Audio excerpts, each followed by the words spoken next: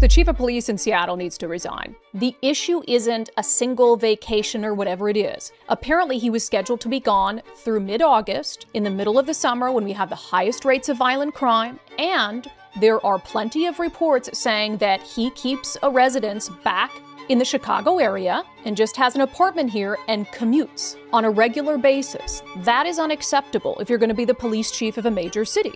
So the media, understandably, wants to know, like, hey, what is going on here? You asked that. Let me tell you something. I don't have to tell you where I go. I have a medical procedure I got to do on Friday. No. You need to know this. I have been here working as hard as I can for this city from the day I got here. Do you got that? You listen to me. But there are reports that you are not in town often. There are reports are wrong. Do you understand?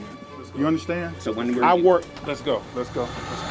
So Seattle, more drama over there. They just fired their police chief. Barnes is gone. We're going to talk about this because 3 people died at a festival shooting. And where was the chief? He was not in Seattle. We're going to talk about this man because he was making a lot of money. And it looks like the guy was not even living in Seattle. Let's get into it. Seattle Police Chief Shon Barnes released from his position by Mayor Katie Wilson. Fox 13 can now confirm the reports through 5 different sources. Sources telling Fox 13 Barnes began texting several people this evening discussing his dismissal. The Seattle Police Department and city officials faced criticism after waiting several hours to hold a news conference about the Bite of Seattle shooting. 5 hours after the shooting, officials finally provided an update with Assistant Chief Tyrone Davis in attendance, but Chief Shon Barnes did not attend. On Monday morning, Barnes was present at a second Bite of Seattle shooting investigation news conference with Mayor Katie Wilson. So there it is, Police Chief Shon Barnes released by Mayor Katie Wilson. Now, she did not hire him. This was from the previous mayor. Fox 13 confirmed it through multiple sources. The man started texting people the same night to tell him that he got fired. So let's back up because a lot of this happened, or this whole thing blew up after the mass shooting at the Bite of Seattle. It was a food festival. 3 people died. Several people were hurt. And the city waited 5 hours to hold a press conference. 5 hours. And when they finally did, the chief wasn't even there. He sent his assistant. Why wasn't he there? Because he was in Dallas at a conference while people were dying at a festival in his own city. Like I said before, obviously a chief can go. I think he had to go to some law enforcement conference. Nobody has a crystal ball. But problem is, this was not just one trip. This was a pattern. I was not provided with his schedule for the first quarter of this year, so I could not really compare what has happened in the first quarter of this year to what has happened after March in terms of his travel schedule. But by my count, the chief has missed close to 50 days in the office in Seattle as a result of all of those trips.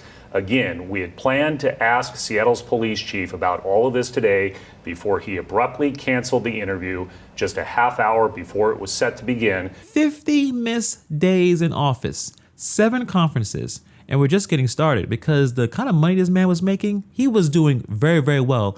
And the fact is, I don't think that the Seattle taxpayers was getting their money's worth. We pay you $370,000 a year. We get to know every day of your schedule. And in fact, if we filed a public records request for it, we can get every day of your schedule. So you might as well just tell us how often you're out of town. $370,000 in a year. That's how much the Seattle taxpayers was paying this man. And here's the part that gets me. There's reports that he doesn't even live in Seattle. Reports say that Barnes keeps a home back in Chicago, has family there, made 4 separate trips to Chicago in just a few months. And here in Seattle, people say he just got an apartment. Basically, he's commuting to the job, which is hilarious when you think about this.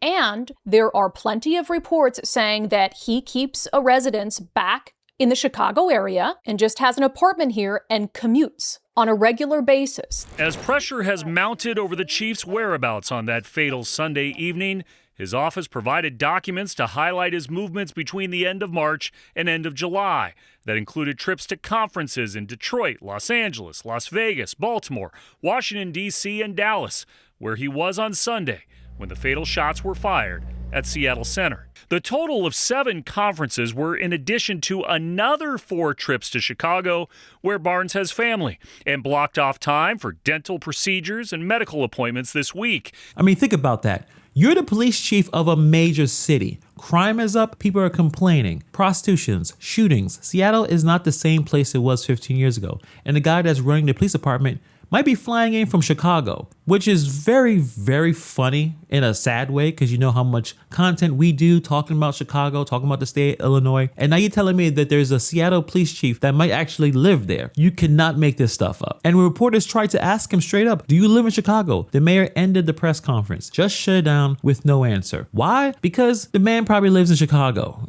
But real quick, before we get back into it, if you like this type of content, hit the subscribe button as we get to 200,000 subscribers. Appreciate all your support. Now let's get back into it. You asked that. Let me tell you something. I don't have to tell you where I go. I have a medical procedure I got to do on Friday. No. You need to know this. I have been here working as hard as I can for this city from the day I got here. Do you got that? You listen but there to are me. Reports that you're not in town often. Their reports are wrong. Do you understand? Let's go, man. Let's go. You understand? So when I work. Let's go. Thank you.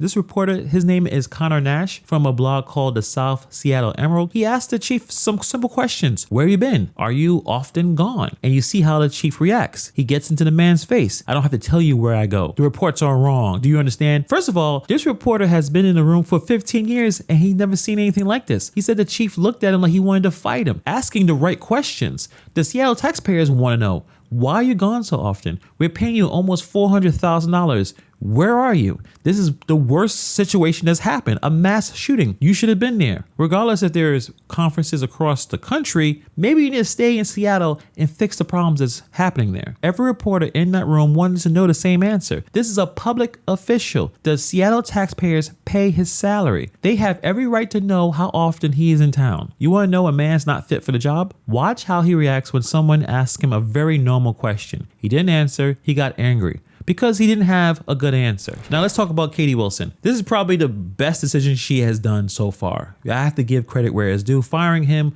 was probably the good call. Maybe the first good decision she has made so far. But let me throw out a theory here and let me know in the comments below if you agree with me, because I don't fully buy that this was pure principle here. I mean, think about the timing. 3 people died. The city waited 5 hours to say anything.